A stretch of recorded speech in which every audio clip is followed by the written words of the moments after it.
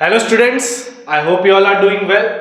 आज की क्लास में हम डाइस के कंसेप्ट को समझेंगे। डाइस का कंसेप्ट आपका प्रोबेबिलिटी में यूज होता है। So let's begin. I am your online tutor Maruti Nandan Jha from modulus.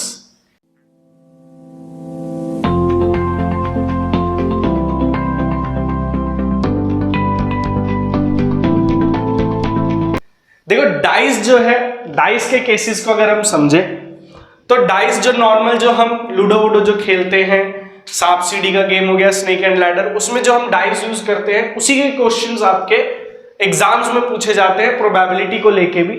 तो उन्हीं के केसेस को समझते हैं। देखो, डाइस जो है उसमें अगर हम एक रोल करें, वन रोल ऑफ डाइस, अगर आप एक बार डाइस को घुमाओगे, तो आपका सैंपल स्पेस क्या बनेगा, मतलब आपकी क्या क्या वैल्यूज आ सकती हैं, यह आपको पता होना चाहिए। तो देखो, एक रोल ऑफ डाइस पे जो आपकी वैल्यू आ सकती है, सभी को पता होगा कि डाइस में आपके 6 नंबर होते हैं, 1 2 3 4 5 6। इन 6 में से ही कोई एक केस आएगा। तो वन रोल ऑफ डाइस का जो होता है 1 2 3 4 5 और 6, यही केसेस आपके वन रोल ऑफ डाइस में आ सकते हैं। इसके अलावा और कोई ऑप्शन है नहीं हमारे पास। तो एक रोल ऑफ डाइस का सैंपल स्पेस क्या बनेगा, 1 2 3 4 5 6। मान लो कि आप 2 रोल ऑफ डाइस करते हो, 2 बार आप डाइस को रोल करते हो, 2 बार फेंकते हो किसी पासे को, तो 2 रोल ऑफ डाइस में जो सैंपल स्पेस बनता है वो किस तरीके का बनेगा, उस पर ध्यान देते हैं थोड़ा सा।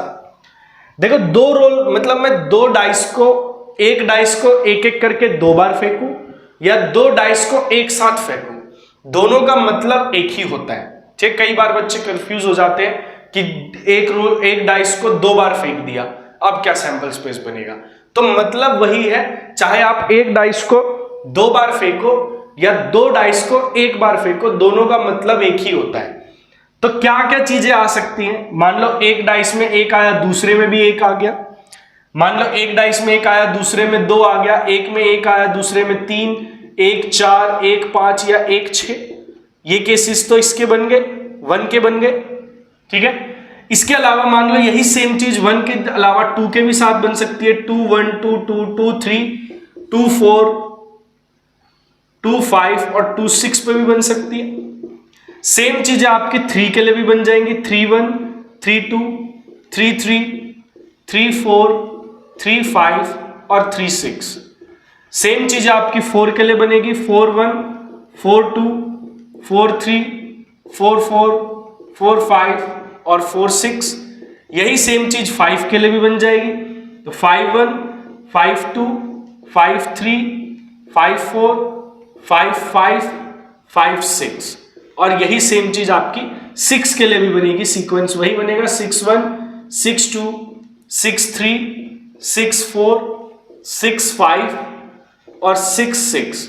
तो देखो, ये वाले केसेस जो है हमारे, ये केसेस जब बनते हैं जब किसी डाइस को हम 2 बार फेंकें या 2 डाइस को एक साथ फेंकें, तो आपके ये केसेस बनते हैं। इसके अलावा उस डाइस में कुछ भी नहीं आ सकता। अब 3 डाइस का केस देखो, 3 डाइस का सैंपल स्पेस बनेगा तो है नहीं। अगर मान लो आपसे डाइस में पूछ ले कि नंबर ऑफ आउटकम्स कितने होते हैं किसी भी सैंपल स्पेस में, number of outcomes in dice, ये पूछ ले, कई बार ये पूछ लेते, तो इसका जो फॉर्मूला होता है वो 6 की पावर n होता है।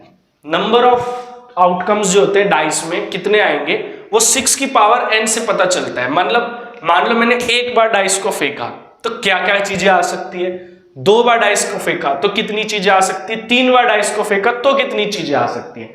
ये सारी चीजें अगर आपसे पूछेगा तो इसके लिए आपको फॉर्मूला यूज करना है 6 की पावर n। जैसे मैंने एक बार डाइस को फेंका, एक डाइस को फेंका तो 6 की पावर 1 रहेगी। 6 की पावर 1 मतलब 6 ही आउटकम आएंगे। मतलब एक बार डाइस आप फेंकोगे तो 6 ही आपके पास पॉसिबल चीजें हो सकती है, 1 2 3 4 5 6। मान लो आपने 2 बार डाइस को फेंका, 2 बार आप डाइस को फेंकोगे तो 6 की पावर 2 हो जाएगी। 6 की पावर 2 मतलब 36 हो गया। ठीक है, तो यहां देखो 2 बार डाइस को फेंका तो 36 आउटकम्स, 36 चीजें आ सकती है हमारी। इसमें से कोई एक ही आएगा, एक से ज्यादा नहीं आ सकता। अब मान लो आपने 3 बार डाइस को फेंक दिया, 3 बार डाइस को फेंका या 3 डाइस एक साथ फेंके, तो ये 6 की पावर 3 हो जाएगी। और 6 की पावर 3 होती है 216, तो वहां पर 216 आउटकम्स बनेंगे। तो इसके आउटकम्स नहीं बनाते हम, इससे आगे आपसे ये पूछ सकता है कि मतलब मान लो आपने 5 बार डाइस को फेंका, तो 5 बार अगर आप डाइस को फेंकोगे तो आपके आउटकम्स कितने होंगे, तो 6 की पावर 5 होगी। तो इसको आप जो कैलकुलेट करोगे, जो आंसर आएगा वही आपका नंबर ऑफ पॉसिबल आउटकम्स हो जाएंगे। तो यहां से देखो सैंपल स्पेस तो हम 2 ही का बनाते हैं, एक बार 1 रोल ऑफ डाइस का और एक बार 2 रोल ऑफ डाइस का। इसके आगे जो भी आपसे पूछेगा वो सैंपल स्पेस को लेके नहीं पूछेगा, वो आपसे नंबर ऑफ आउटकम्स लेके पूछ सकता है। उसके लिए आपको फॉर्मूला याद रखना है 6 की पावर n। क्लियर है? अब यहां से आपके क्वेश्चंस बनते हैं। देखो क्वेश्चंस किस हिसाब से बनेंगे एक बार वो भी देख लेते हैं।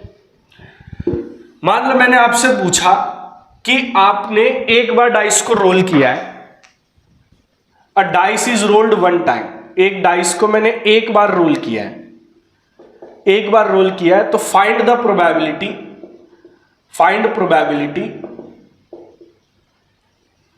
Probability of getting even number. ऐसा कुछ क्वेश्चन आ गया मेरे पास, ऑफ इवन नंबर, ऐसा कुछ क्वेश्चन आ गया मेरे पास। एक बार मैंने डाइस को रोल किया तो इवन नंबर आने की क्या प्रोबेबिलिटी है, तो एक बार डाइस रोल करने पर ये नंबर आ सकते हैं। ठीक है, प्रोबेबिलिटी का फॉर्मूला सभी को पता ही होगा भाई, जिस चीज की वैल्यू पूछी है वो कितनी बार आ सकती है और टोटल आउटकम्स कितने, उन दोनों को बस डिवाइड करना है। तो हम यहां से पूछा कि इवन नंबर की क्या प्रोबेबिलिटी है, तो देखो इवन नंबर यहां पे गिन लो। एक बार का पूछा तो एक ही बार वाले में गिनना है, 2 वाले में नहीं जाएंगे। तो एक बारी में इवन कितने हैं, 1 2 3 इवन नंबर्स है हमारे पास। तो प्रोबेबिलिटी इवन नंबर्स की पूछे तो कितने इवन नंबर्स हैं, 3, और टोटल कितने नंबर्स हैं इसमें, 6। तो इसकी प्रोबेबिलिटी क्या आ जाएगी, 1/2।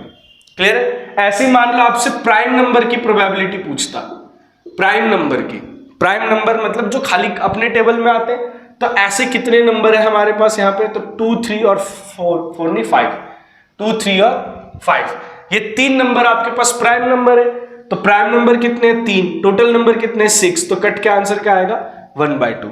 तो ऐसे आपसे कोई भी क्वेश्चन पूछे, चाहे 1 डाइस को लेके पूछे चाहे 2 डाइस को लेके पूछे, आपको उनको काउंट करके बस जिसकी वैल्यू पूछे उसको ऊपर लिखना है, नीचे लिखना है आपको टोटल आउटकम्स। जैसे 2 डाइस में पूछेगा तो नीचे 36 आएगा और जिसका पूछा है वो वैल्यू ऊपर आएगी। जैसे मान लो मैंने बोल दिया कि अ डाइस इज रोल्ड 2 टाइम्स, मैंने बोला एक डाइस को है जो 2 बार फेंका गया है, तो आप प्रोबेबिलिटी फाइंड कर लो of getting, find probability of getting sum as 11 ले लो। 11 का सम की आपकी प्रोबेबिलिटी निकालनी है, मतलब जो दोनों डाइस में सम होना चाहिए वो 11 होना चाहिए। तो आप देख लो किन 2 डाइसों में सम 11 है। जैसे इसमें देखो 1 और 1 कितना है, 2, तो ये आएगा नहीं। 2 और 1 3, ये भी नहीं आएगा। इसमें सबसे बड़ा 6 1 7 है, तो इसमें 11 कोई है नहीं। इसमें भी 6 2 8 है, 6 3 9 है, 6 4 10 है, 6 5 11। देखो 11 का बोला था, तो 11 का एक केस ये हो गया, 6 और 5 11, एक केस ये हो गया 6 और 5 11। तो 11 के केसेस कितने हैं, 2, और कोई केसेस में आपको 11 का नहीं मिलेगा। और टोटल आपके पास कितने आउटकम्स है, 36। तो इसको आप काटोगे तो 1/18 आ जाएगा। तो ऐसे आपसे चाहे 1 डाइस का पूछे या 2 डाइस का पूछे, आप उसके क्वेश्चंस को सॉल्व कर सकते हो आसानी से। और इसमें अगर आपको कोई चीज नहीं समझ आती वीडियो में, तो आप कमेंट बॉक्स में टाइप करके कमेंट करके पूछ सकते हो कि भाई ये चीज समझ नहीं आया, यहाँ पर मेरे को ये चीज, हम कोशिश करेंगे कि उसको नेक्स्ट वीडियो में और अच्छे से इलेबोरेट करके आपको समझा सके। तो मिलते हैं हम अपनी नेक्स्ट क्लास में।